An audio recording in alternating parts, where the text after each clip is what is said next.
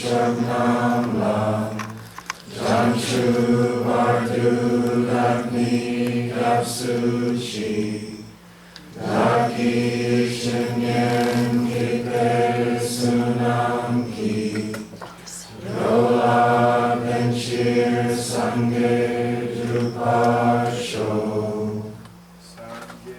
Shiram Soki Shagnam La Janchu Bardu Lakmi Kapsuchi Daki Shinyen Gipe Sonam Ki Drola Benchir Sange Drupasho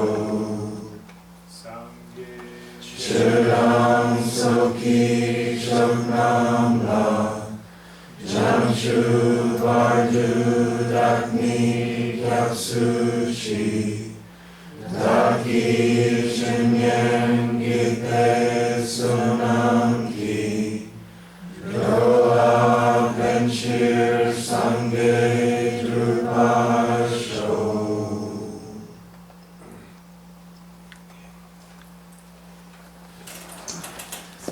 Let's do a meditation. So please get ready.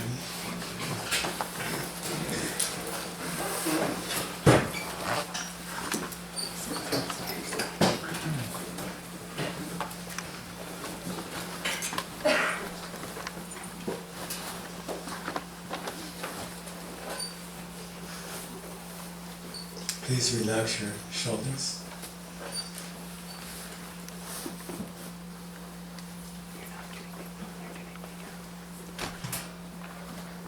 Pull in your tummy slightly, which will loosen up your tailbone.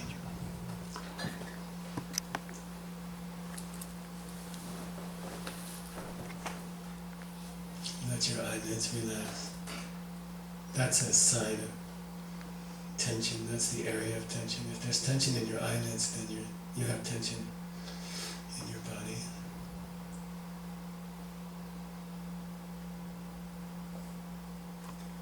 Draw your shoulder blades slightly together. If your hands are on your knees, you might experiment with drawing them towards your torso, along the thighs a little bit, and that will straighten your back and expand your chest.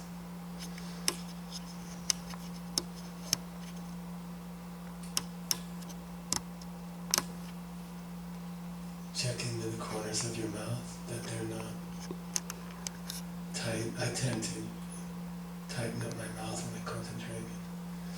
See if you can loosen the corners of your mouth.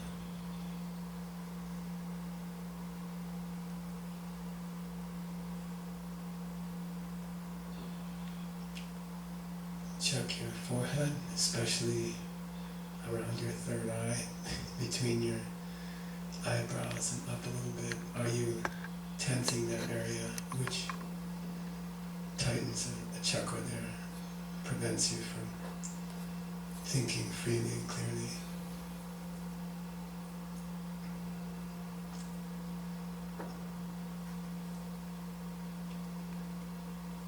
Find your center of gravity, like you can rock slightly forward and slightly back and see where it is that your shoulders are balanced over your hips.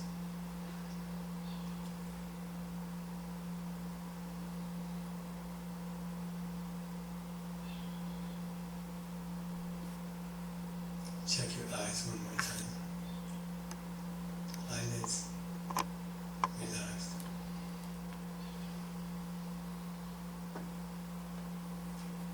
Check your hands, not too tense. If you're doing Chin Mudra, you might want to play with keeping the thumb and the first finger tiny separation between them, like a spark plug.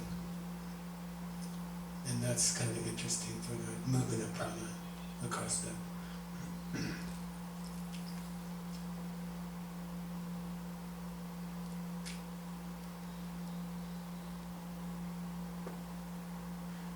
Then once you've found your center of gravity, you feel like you are seated properly, I'd like you to just experiment for a few minutes with being completely still. See if you can not clear your throat. Do it now if you want. Good. It's always difficult overseas for people to translate.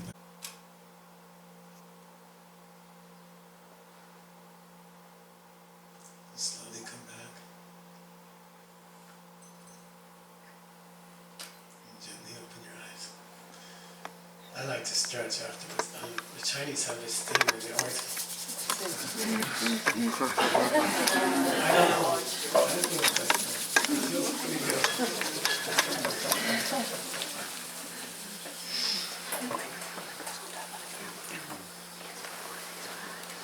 Okay, so we jump in. I'm going to need a little clock eventually.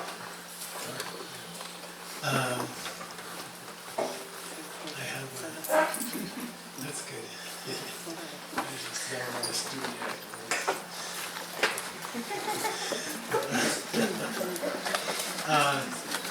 So just to review where we are, we're studying a text called Namdo Lakcham. Say Namdo? Namdo Lakcham. Lakcham. Namdo Namdo Lakcham. Lakcham. Namdo means moksha, okay, freedom. And then lak is hand, laka. Chang means to thrust something into someone's hand. It's the full form is lakchang sutupa, which means to thrust something into your hand. So there's been some, I think there's been some tame translations of the title. The title is The Gift of Liberation Thrust into Your Hand. It's like, take it.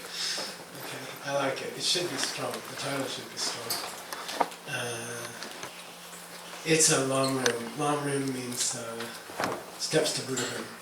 From A to Z. Idiot's Guide to Buddhahood. Basically the Tibetans, well, early when Buddhism came from India to Tibet, the 5 great books, the 5 great subjects, which are studied in the Geshe course. So the Geshe course is 20 to 25 years, and you will study the 5 great books. Those 5 books were condensed into the Lamrim. So in Tibet, you were either a Geshe track or you were a Lamrim track, and I'd like you to learn both. Okay, so I've taught the Geshe track a lot in the ACI courses, but the Lamrim is a very beautiful compilation of all the Geshe subjects, 25 years of study in a flow, which is supposed to get you enlightened by the time you get to the last page, okay? So it's like A to Z, and it's a very carefully constructed logical flow, very beautiful. So it became popular as a genre of literature 1,000 years ago, exactly 1,000 years ago, with Lord Atisha, who came to Tibet from India, and it has developed, and it has gotten more and more exquisite as centuries have gone on. Tsongkhapa, 400 years after Lord Atisha, wrote the Lamrim Chamel, which is probably the greatest book I wrote in Tibet, I don't know. But it's a 1,000-page Lamrim, mostly based on the classics of India. And then, most recently, Pabonko Rinpoche, who is the teacher of the current Dalai Lama. So the current Dalai Lama has 2 tutors since his childhood. And one of those 2 tutors is Trijang Rinpoche, who was my teacher's root Lama. And his root Lama was Pabonko Rinpoche. And so Trijang Rinpoche was a young man, a reincarnated Lama, Chuku, we call Chuku. He was a reincarnated Lama, and he was in the audience in the 1920s, I think, when Pabonko Rinpoche taught the Lamrim in a public series of teachings. I think it's 24 days or something. And then he took notes, and you have to realize that there was no electricity, and they were, Pabonko Rinpoche was projecting to 4,000 or 5,000 people his voice,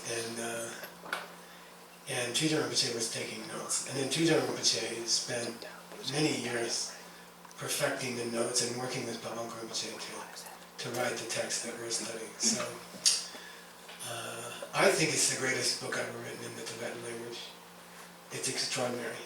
I was sitting around lunch with some people not long ago, and Mrs. Hancock, my old lady, and we were talking about what's the greatest book you ever read, and somebody said the Bible, and somebody said Shakespeare, and I said, Liberation of the Fatherland, and I think it's the most precious piece of literature on this planet. I believe that, and we're in the business of saving old books, right? 200,000 old books. This takes the cake, So I really, really strongly encourage you to come to these courses. Okay, I was taught this Lamrim 3 times over a course of 30 years, and because I was my teacher's attendant and driver and slave. And so I got to hear it every time he taught it. He taught it in different cities. And I desperately want to pass on that lineage. I want to pass on a living transmission of it. And I need people who are cops that I can pour it into. You know what I mean? And I was very disturbed. I got a very disturbing email a couple of days ago. Someone said, I've already studied the Lamrim, and I'm kind of more interested in your emptiness teaching or something like that. And the word has come in my mind every hour or so since then, the word idiot. And I'm sorry to say, I know it's not polite to say that, but it just screams in my mind, idiot. It's like the stupidest thing I can think of, It's like, I don't know how to say it. It's like saying I want to go to Chicago, but I don't want to sit in a car, or something like that. Or I don't know how to say that. It's a tragedy. It feels like a tragedy to me, and I don't know what to do about it. But if you have the time, I don't know, for me it would be very wrong not to urge you to finish this course. Especially if you have to die, okay? That's what I'm saying. I'm not kidding. And I just feel like, I remember one day we were sitting in the monastery board of directors were having a meeting, and I was trying to sell them on the idea of the computer project. And they listened very politely, and there's this one cranky old abbot called Gyeron Kensei Rinpoche who just passed away. And everyone was excited, and then he was like this, and then he said, listen, you can have some young monks for 2-3 hours a day, 4 hours a day, that's okay. But you can't have them for 8 hours a day, And I said, I'm not taking the good ones, I'm taking the flakes, I'm taking the ones that can't do anything. And he's like, no, if I were to agree to it, I would feel that I was killing them, that I was killing their chances for enlightenment, He said, I can't agree, You can have them for half a day, but you can't take them for a whole day. And they don't know enough to know what I know, which is that you would kill their chances for enlightenment, or something like that, if they didn't study, even if they didn't try to study or meditate. And so I feel like I have to give that warning, like on the cigarette pack. I have to say, people will ignore it, but it's my job to put it on the cigarette pack. If you care about other people and you care about life and the world, then you should finish this course, and you shouldn't miss any of it. Christine Walsh had to leave last night. Her mother might have an operation today in Chicago. That's fine. That's Lamrim. Okay? Got it? She's doing Lamrim in Chicago. Okay? Alright. So, we started at the back of the text, which is very tantric, and we did the last section of the text about meditation and emptiness first. And I'll explain more about why shortly. And then we went back to the beginning of the text, which begins with the best presentation of the traditional preliminaries to meditation. Okay. And then we've been working through those preliminaries, and we're almost done with them. And I think during this week, I can't guarantee, but because we never know how long Geshe Michael will go on for, but I think we will reach the long rim. Okay, and we'll start the long rim. So it's been, I think, 3 years. I don't know. Yeah, and I'm going through it very carefully, very slowly. Every time he quotes somebody, I go find it. I read about it. I want to do that, and so I have to go around the world and teach these pseudo business success courses all the time. It just very gives me a headache. And then this is my chance to really teach hardcore Buddhism, and so I'm going to take the time and do it the old way. So I don't, if only 3 people show up, I'm still going to do it, and we're going to do it the old way. Okay? Which means many hours of sitting in hot rooms and trying to concentrate as he drones on. This is the old way. At least it's not, well, it's kind of like a monster. I think we're going to have to, do we have air conditioners? I think in the afternoon we're going to need something. I think so. I'm predicting. Okay. And it's really, really hard to concentrate when you're sleepy and when it's warm. I once had a whole first row in a talk in Shanghai in a theater. The whole first row was asleep before I got there. Okay, before I started. They looked like dominoes. In China, there's a law against turning on the air conditioner till it's like 85 or 90 or something like that, to save energy, which is probably what we should do. But anyway, all right. There are 6 preliminary practices. I thought we would review them. You can find me, you guys, if you go search for class space 5. Okay, class space 5 on the document, on the Word document. Just search for the words class space 5. Yeah. Wait. Yeah, stop there. Good. Bring that up. Just raise the whole screen a bit. No, I mean, scroll up. The other way. Yeah, down. Okay. All right, stop. Okay. So this is, I just thought it would be nice to review what we went through, the 6 practices, right? Before meditation. Which means before the long rim. Before meditation on long rim, there are 6 practices. And it's up there in Tibetan, so I cheated. Wait, what's happening here?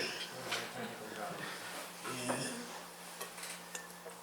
You drank Tibetan beer this morning.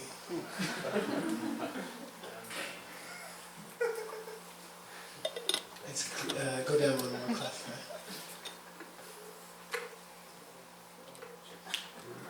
That's it. Okay. Yeah. You see the numbers? 1, 2, 3, 4. Yeah. Okay, good. George double kang ne kang chidor chela kusum tuki ten dhamma. What is that first one? Just guess. What's the first step to doing a meditation session? Yeah, clean your room, straighten up your room. It gets you up and moving. And then kusum tuk is what? Yeah, set up your altar, set up your images, and put out a nice piece of fresh fruit or some water or something like that. We're very blessed that someone from China offered the statue of Jetsun Kappa. I don't know if you can see it, but he flew in yesterday. And I promised to keep feeding him rice. And it's a beautiful statue. We'll talk about it. Second, Nipa Chipa Yome Chinkupa Zepa Shamba means what? Make offerings, something. And the offerings should be Yome. Say again? Yeah, rightfully obtained, honestly obtained. The money or the fruit or whatever. I once was with one of my teachers, Nawan Tudunaki, and we were walking down a street in Howell, and there was a mimosa tree that went over someone's fence, and they have these little tiny pink flowers, and I just picked one. I said, I'll put this on my altar. He got so angry with me. He got really angry, and he said, that's not Yomei. You don't have permission to take this person's flower. And I'm like, okay. Kupa zepa means what? Zepa. Yeah, attractive. The arrangement of the stuff on the altar should be pleasing to the eye. Okay. Third one. Sumbaten dewala lun nam nangi chudun den de kude gesem ke bachengi namne kyamsen sok chawa. What's that? What's den dewa? Den means a seat, your meditation seat. Dewa, on a comfortable meditation seat. Lu nam nangi chudun. Nam, what's nam? Number Noah. Vai Rochana. Vairocana. Okay. You should take the 7-point posture of Vairocana. Okay. Which just means like straighten up your body, loosen up your eyelids and all that stuff. Good stuff. Okay. Kode. Gesem Kepachen. And then try to put your mind in a good place. Okay? We're still on number 3. Try to put your mind in a good place. And then go for refuge, etc., meaning bodhicitta. Okay, think about bodhicitta.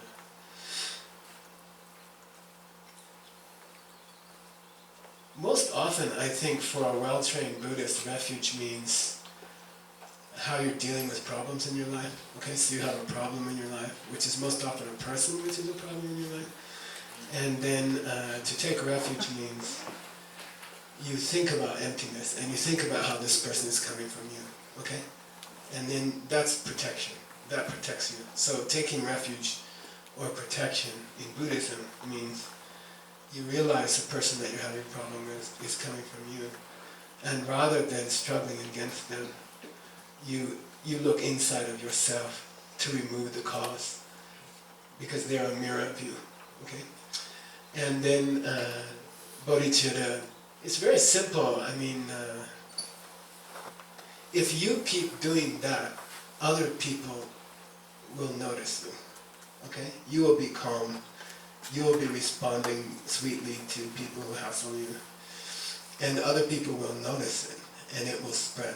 And if you keep it up long enough, and if it spreads far enough, the world will become a mandala. So every time you take refuge, meaning when some irritating person's in your face and you think about how they're coming from you, if you can sustain that practice over years, then you become a virus. You set off a virus, and you can change the world. And that's bodhicitta. That's love. That's real love, okay? It's not some mushy thing when you're meditating and you start crying or something like that. Okay? It's kind of more practical. I will be ground zero for a virus of people who don't get pissed off at irritating people. Okay? And that's love, because that changes the world. That changes the whole world. You can make the world a better place. Okay. Number 4, Sokshin Sen Depa. What's that? Yeah, you picture the lamas of the lineage. So Nick's been working really hard. We've been working really, really hard for about a year, I guess, on the traditional poster of the teachers of the lineages. The Lam Rim combines all the great lineages of ancient times, and especially the lineages of love and wisdom. And then you visualize those lamas, and you ask them for help. And they are called the garden. Those lamas are called the garden because you plant your good karma in you. Okay. Number 5. Lava sakjangi nendu payana dumamana dan chepabua. What's that? Sakjang. What's sakjang? Yeah, jang means to clean up, but sak means to collect. So sakjang means just before you do a meditation session, you take a very strong effort at collecting some heavy good karma. Like when I come back from one of those, exhausting tours, and and I'm like dying. The first few days back are very euphoric. And weird cool stuff happens to me for like 3 days because of all the karma I did on the tour. And then I revert to normal. You know, then I think, oh, I gotta go on another tour, you know. Or after I do a layroom, you know, like I go somewhere and everything's incredible. I go into a mall and it's like heaven.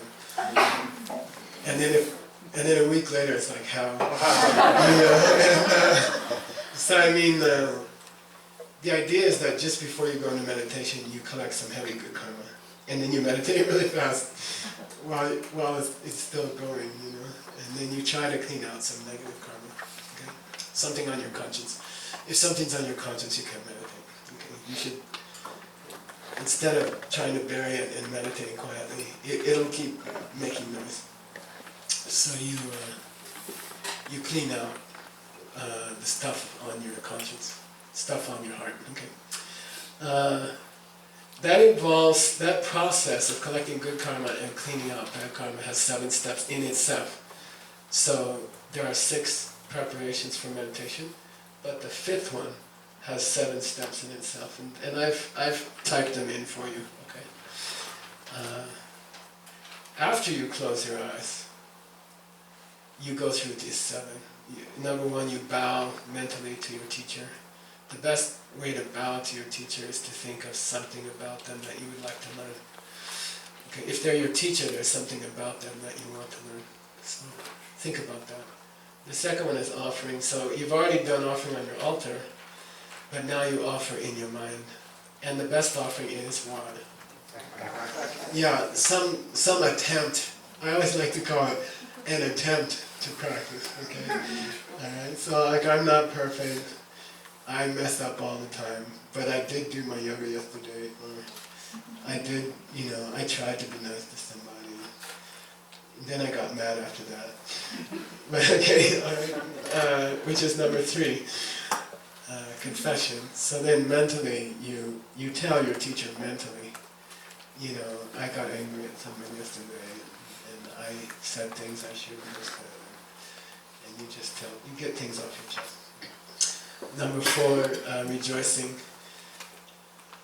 Buddhism puts equal weight on confession and rejoicing. For every time you think of something you've done wrong, you are required to think of something you've done right. So you're supposed to be happy.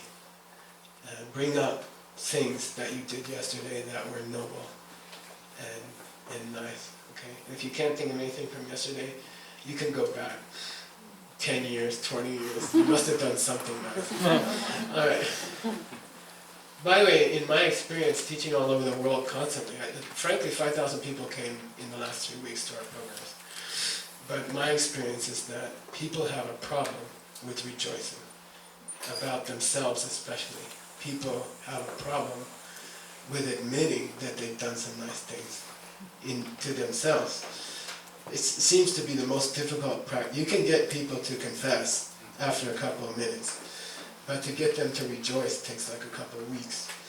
You know, so I don't know why we have some resistance to thinking about the good things we're doing and the good things that we want to beat ourselves up for.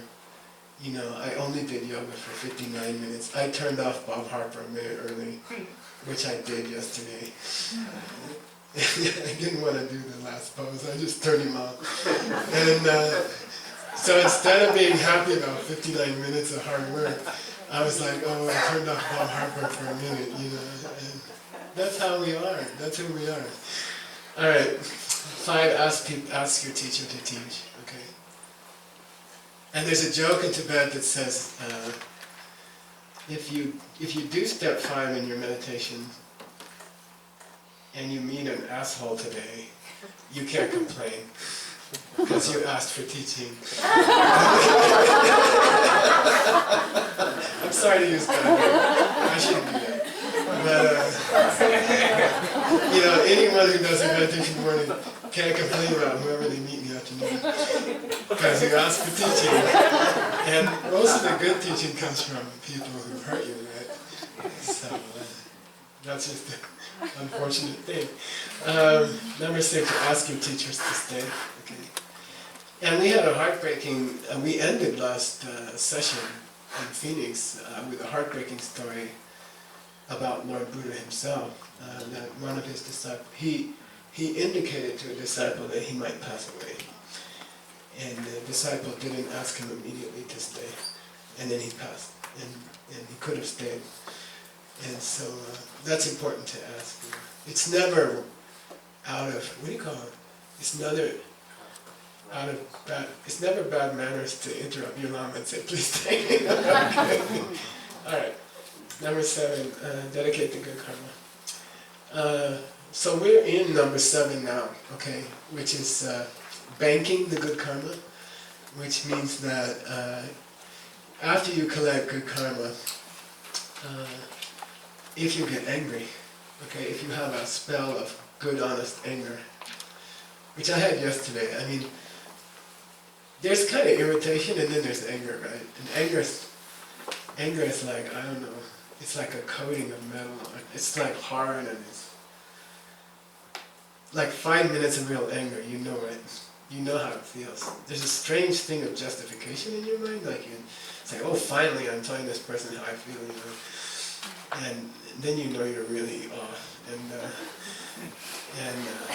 But those 5 minutes have the power to destroy days of good work.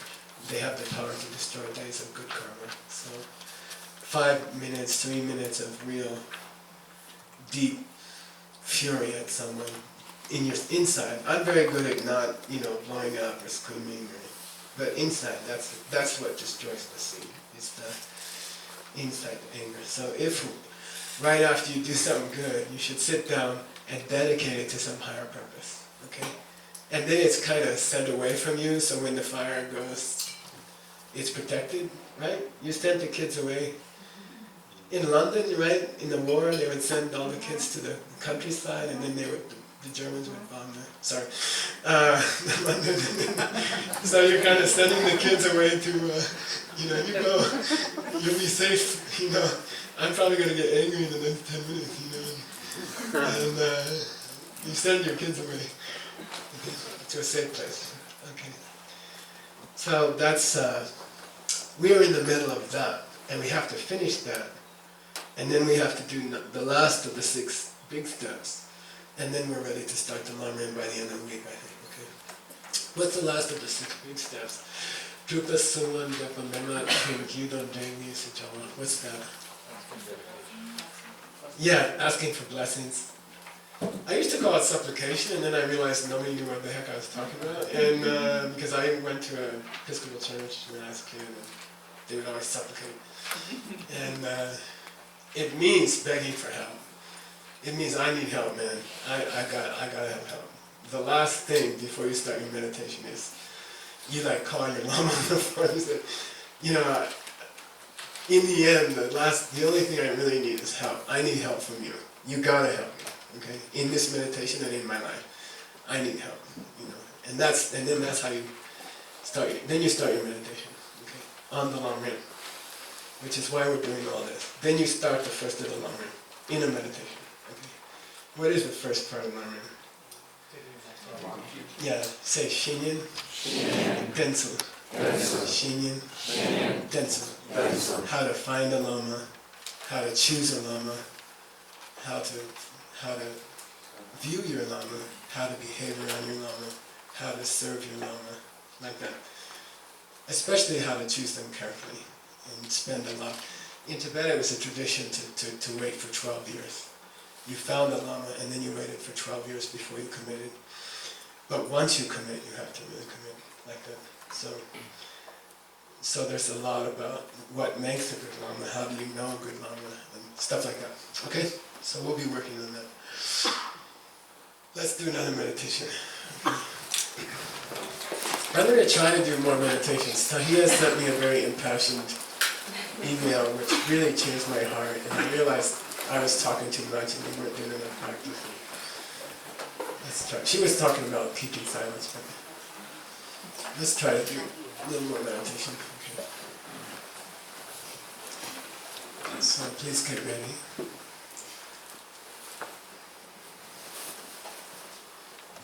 Do those steps with your face. Check in with your face. Check in with your shoulders. tighten your tummy.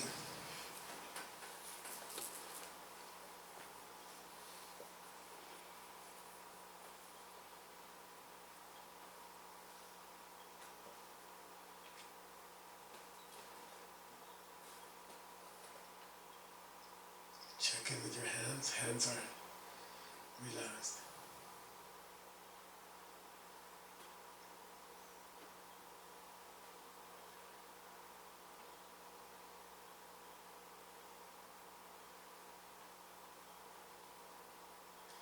Now I'd like you to come to your breath. Start watching your breath. No control of the breath. They call chirapa just the general breath. No details. Try to tie the mind to the breath. And it's early in our week. Your mind will be a little wild, and try to gently bring it to the vicinity of the breath. Let it wander a bit. Bring it back to the vicinity of the breath. Let's stay on the breath for a few minutes. Your mind will wander. Bring it gently back to the breath.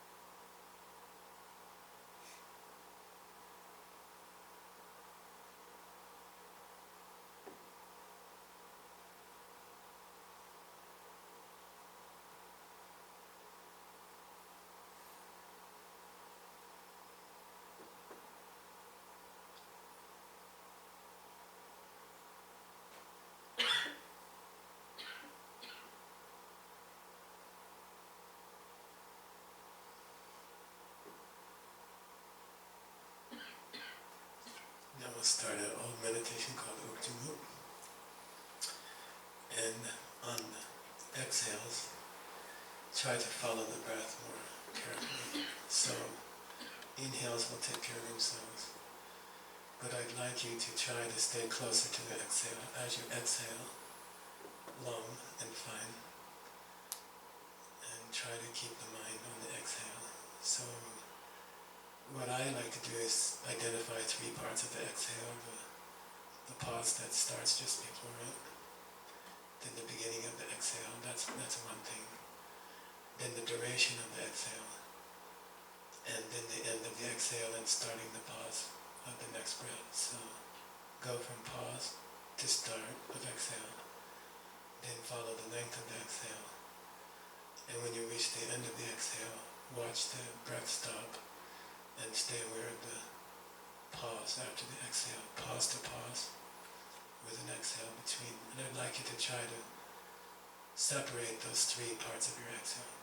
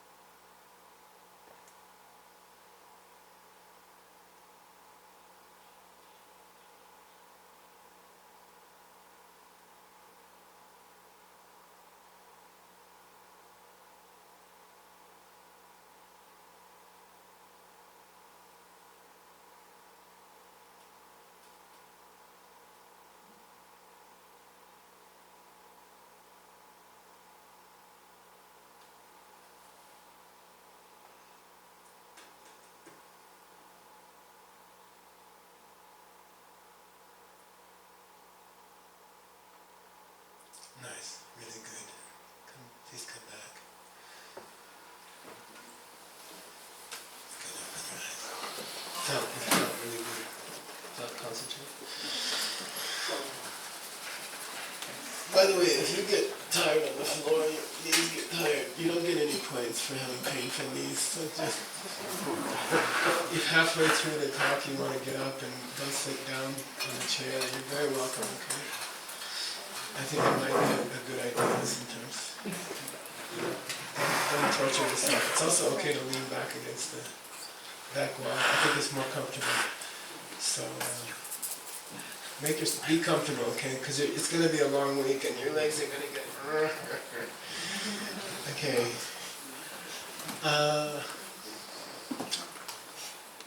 Okay, I'm going to start. Let's see.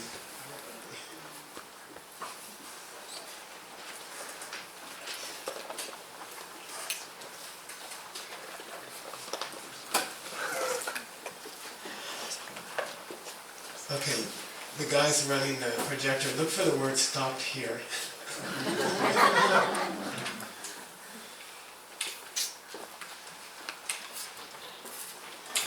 Yeah, good, we're there. So we're going to start here. Now, we're back to the text. We're in the middle of the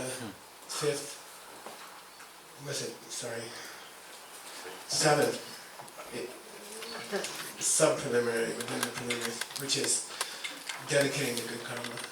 Sending the kids away from London before you get angry, okay?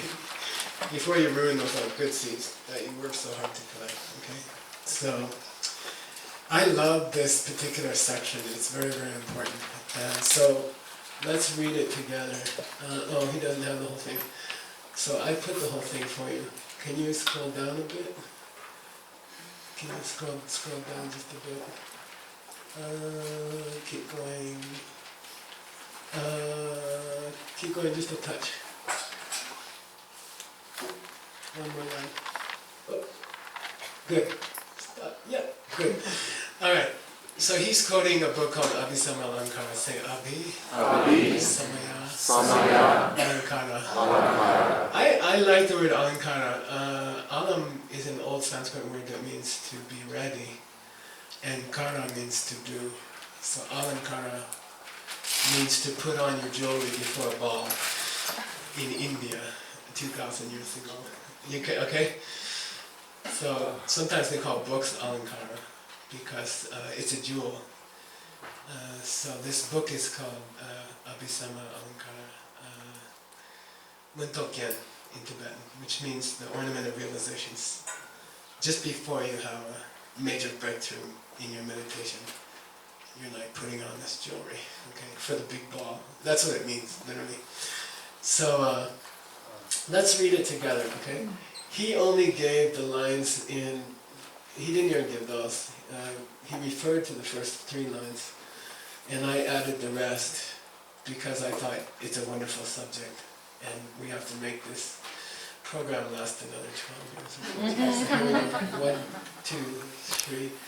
Yom su no wa ke ba chen de che ba cho yin no de ni mik me nam ba chen chin chi ma no sen yi do. I think we better stop there, it's going to take too long. So saying, what's it called? Ngoa, Gomlam. Ngoa, Gomlam. So Ngoa means to dedicate your good deeds, your good seeds, bank your good seeds, put them in a safe place. Ngoa. And there are 3 classical places to put them, and we'll talk about it later. Okay? But the important part here is Gomlam. What's Gomlam? Yeah, path of habituation. So, by the way, who wrote this book? Who wrote the Abhisama Alankara? Yeah, Maitreya. Who is Maitreya? The next Buddha. The next Buddha in this world. Okay, we're on number 3. Gautama is the 3rd, and Maitreya is the next Buddha in this world. And coming, very close. But there was a sage in India named Asanga, who had a meditational experience with a dog.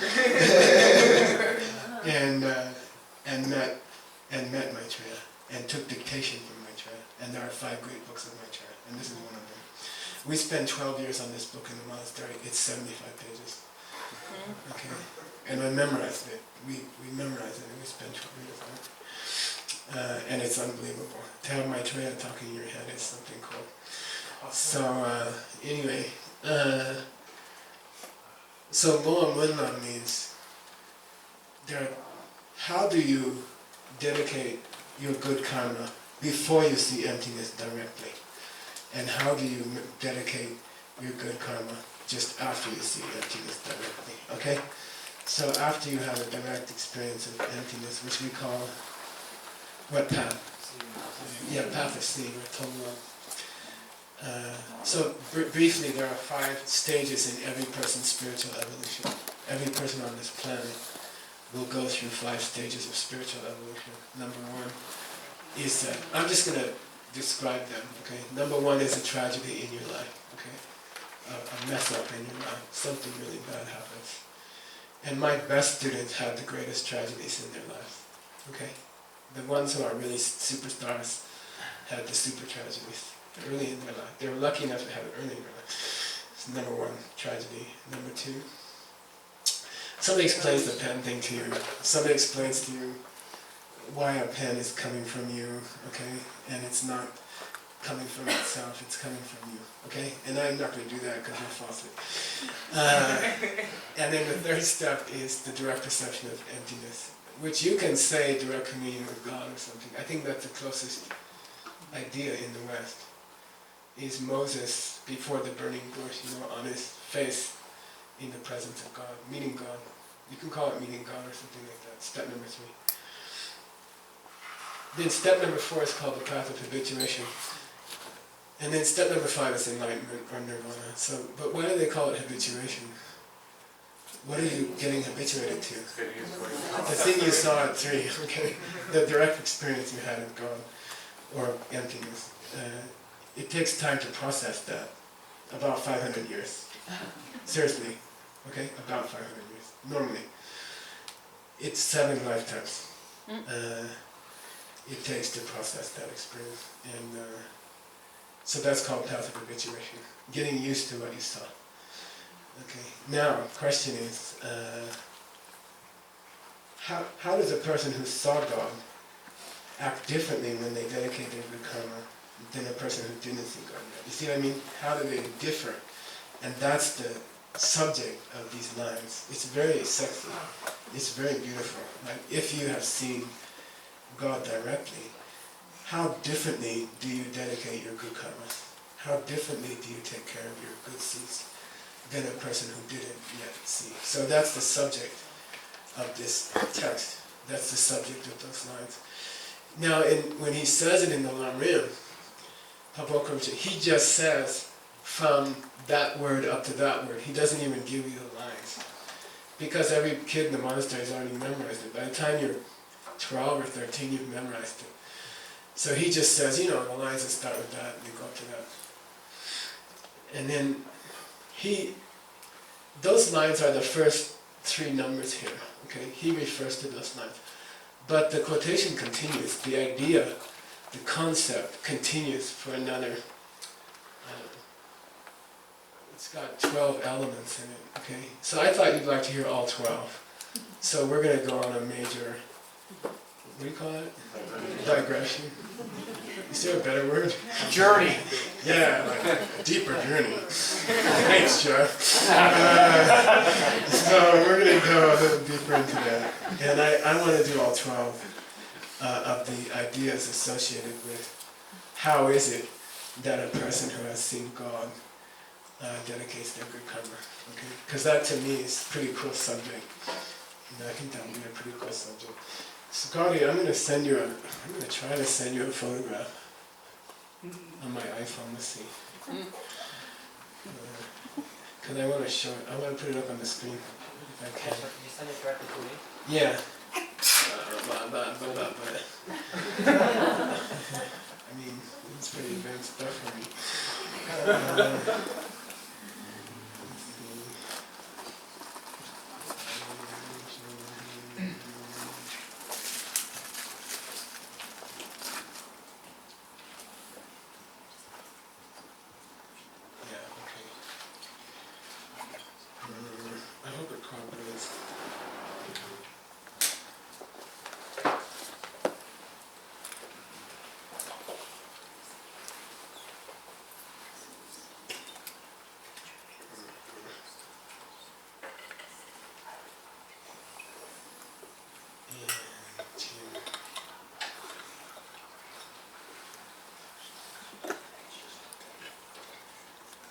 go.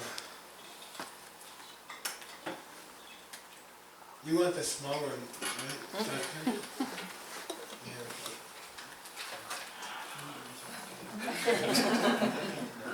That's always it's not true, right? But sometimes it still takes like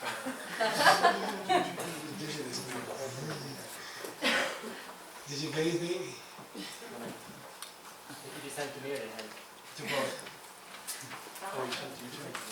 Here it is. Is it? No, that's a different one. I don't think you got it.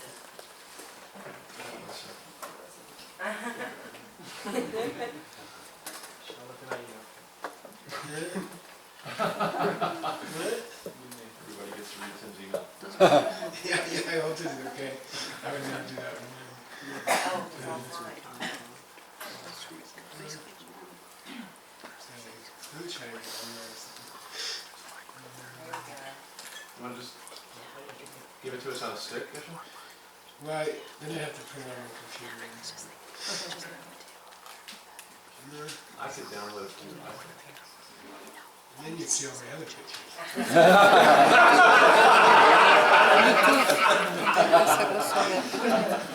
Okay, let's start.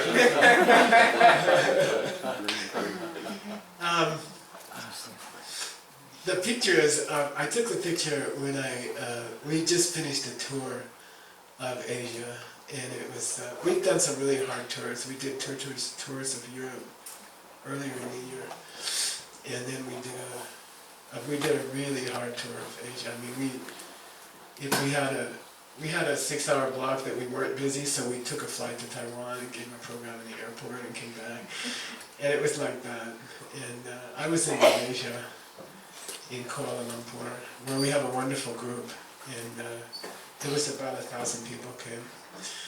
And then I had to sign books for a couple hours afterwards, and then finally I get to go home, and the place is, and then all the pizza parlors were shut, and I didn't have dinner, and we didn't get dinner. Well, that was terrible. I ate handfuls of Cheerios. And, but I don't know, there was something very poignant about leaving the hall and looking back at 1,000 empty seats, you know, and thinking about what was happening to us, you know, because it was kind of awesome. It's something unbelievable is happening around the world. Something very strange is happening, and thousands and thousands of people are coming, and teachers are popping up. Like we used to have to fly 15 teachers over to Asia when we did programs there, but now we just take the Singapore teachers to China, or we take the China teachers to Taiwan, or we take the Malaysia teachers to Singapore, you know, and it's I think about 5,000 people came this time, and I think we had maybe 20 teachers involved, I don't know, from different countries. Guadalajara sent Alejandro. It was awesome. He was a superstar in China, and he came to Beijing and Singapore, and it was just awesome. And there's this huge matchmaking going on between Mexico and China, and Singapore and Malaysia and Vietnam, and sent their guy, their leader, and then Mongolia sent their guy to Beijing, you know. And one day we're sitting on the grounds of the, what do you call that? Forbidden City. We were giving a program on the grounds of the Forbidden City to the head of the MBA program of Beijing University, which is the main university. It's Harvard of China. So we're about 100 yards from the Chinese White House. We're at Tiananmen Square, and we're giving a DCI program to the heads of the universities of Beijing. You know what I mean? And something is changing. The president of China is a Buddhist. His teacher is somebody we know. And things are changing. Things are beautiful. Amazing things are happening. And it's like huge things are going on, you know. And anyway, so we just need more help. I need more help. It's too much, you know. We're just flying constantly, and you know, we need more teachers. We need more help. And I need to take pressure off the team we have, because they're not getting any sleep. And I'm just wearing them down. I'm grinding them down, and it's hard. It's really hard for them. And somehow I don't. Something happens with me that I can travel indefinitely, and it doesn't really hurt me too much. But then the people next to me are like dying, and I feel really bad and guilty. And then I'm like, so I'm trying to develop more people to help, and I'm trying to get more people involved to take pressure off the people and to spread out the suffering. Or it's just exhaustion. And it comes a lot from happiness. It's like you're overwhelmed by events, you know, like the thing in Tiananmen Square was like something off the wall, and it was hard. And so anyway, in this retreat, I'm trying to involve some new faces helping me, and in China, I have new people helping me. I just hired people who all year will help me there, and so I'm gonna ask if you'd like to have an appointment with me. We sell walks, right? What we figured out was in the walk from here to where I'm sleeping, which is called the infirmary. I don't know why. We figured out that any normal person can say everything they have to say in a 4-minute walk, and it's more pleasant. Somehow the prana's moving better than to sit for 20 minutes. And we can walk as slow as you like, I don't mind. Sometimes we take detours around buildings, and that's okay. But if you have a personal issue that you'd like to talk about, anything, then I'm happy to meet. I'm happy to sell you. We call cellular walk, okay? Then there's a lady, Ronit, Shoshan, from Israel. There's a few people who have moved up around me and who are helping me. So she's just moved up to Sedona. She's staying with Nicole. And there's a select group of people who want to live in Camp Verde. And it's like a bombed out place. But anyway, she'll be doing the appointments. So if you need to schedule a filming, or if you need to schedule a walk, if you have a really serious issue going on, then I'm happy to have you over for lunch or dinner. And I kind of cleared out the infirmary. I kicked out a lot of people. They're all mad at me. And I can have lunch with people, or I can have dinner with people who are having a serious thing, or who want to talk about a major project or something like that. If you're in charge of Mexico City, Bertha, and you know, they just got the best theater in Mexico, I think, for the program. Anyway, if you need more time to talk about something big, then, or if you have a major life thing going on that you need more time to walk, then talk to Ronit, okay? All right, and she'll also be scheduling people who want to just help me carry stuff back and forth, and stuff like that, okay? So I'll be staying at this infirmary, and I've cleaned it out. I've kind of cleared it out of people, and part of the reason is I need some rest also. I need my quiet time, because I'm also like running a arena. And so I'd like to ask, I have a few people that are helping me, like cooking or secretarial stuff, but I'd like, and Nick's there, and Aaron's there, because they're running the retreat. So what I'd like to propose is that people don't hang out there, okay? If somebody asks you to come, you're welcome to come. Because if you're working on a project there, or if you're working with Nick on something, because I feel like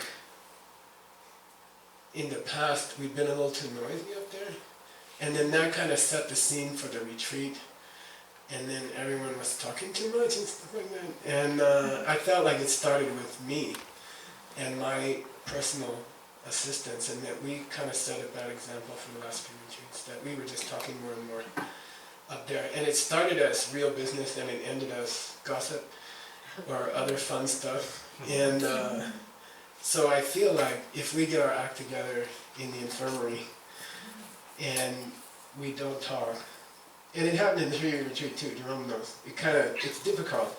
It's like a thing can spread.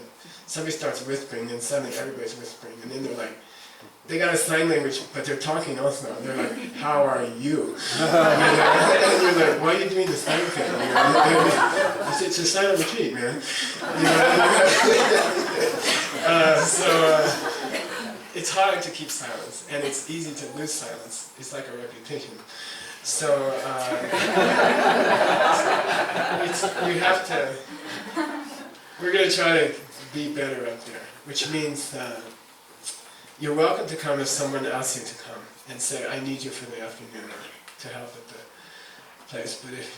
But if it's not the case, then we're going to try to keep pretty strict silence up there. And I'm going to try to get some rest. And it helps. You know, I don't have the heart to kick people out. If you sneak in, and none of us has the heart to tell someone. So just be cool and don't put us in that position. Okay? Because we can't do it. We don't like to tell people. You know. It's weird, right? Okay? Good. Do you have any, I should talk about silence. Yeah. I should talk about silence. Okay, I suggest you get out your playbill, which is your schedule. Does everybody have one? Does anyone need a playbill? Raise your hand high. Where are you? I hate to ask people to raise their hands before there's anything to do with them. 5, okay. I'll bring up some. We'll bring you some, we'll print some more.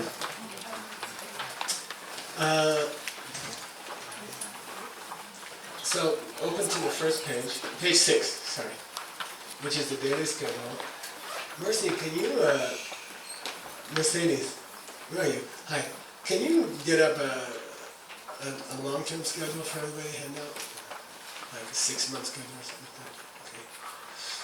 Which means we gotta talk about it at some point. 6 months is set, so. 6 months is okay. Then, can we wait till next week to talk on the schedule? Can we have dinner or something? 2015 we have to do it, 2014 is set. Okay, okay, so 2015, okay. All right, here we go, page 6. Today we won't even try to keep silence because it's hopeless. And I think we all got to get settled down. Tomorrow, which is Monday, we will keep silence up through the end of lunch at 1:15, okay? Which means we'll eat in silence at lunch, but we want to give you time to bond at dinner. So lunch will be silent, and then dinner will be talky, okay? Anytime I have a class and I ask questions, I'd like you to answer. And I just decided that that's the way it's going to be. And when we have review groups, obviously you should talk. And we will have homeworks, and I encourage you to do them. You can get a certificate for this course, you can get a certificate to teach this course. But you have to do the homeworks. They're not very hard, but they're deep. And you're encouraged to work in your review groups to talk about the homeworks and work on the homeworks together. Okay.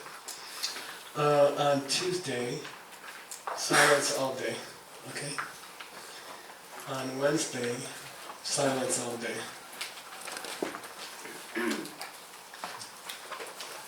But obviously, if you're teaching a yoga course or something, you can talk. Okay? Or if you're singing a song or playing sitar. Okay, Thursday, silence all day. Friday, we'll start loosening up, silence through the end of lunch, so silent lunch, and then you can start talking. Saturday, silence through the end of lunch. And then, starting on Sunday, you can talk whenever you want. Okay? So I ask you to make that commitment. To me, whispering is the same as talking. It doesn't help. It doesn't really help at all. You're still framing words and you're still talking, and it will hurt your meditation. So we're trying to get you to meditate deeper. It'd be nice if we had silence. I know the staff will have to talk sometimes. I would prefer that the staff communicates in writing. Okay, I prefer that. if it's a long, complicated thing like a mandala, right? How to do Vajrayogini mandala or something, sand mandala. I mean, probably you'll have to talk. And I understand that, but I really encourage the staff, starting with Nick down, to write if possible. So keep a notebook with you and just write. It's a good example for everybody. If you have to talk to somebody at length, I think it's nicer to go into a room or go around the corner, go hide behind a tree somewhere and talk. Okay?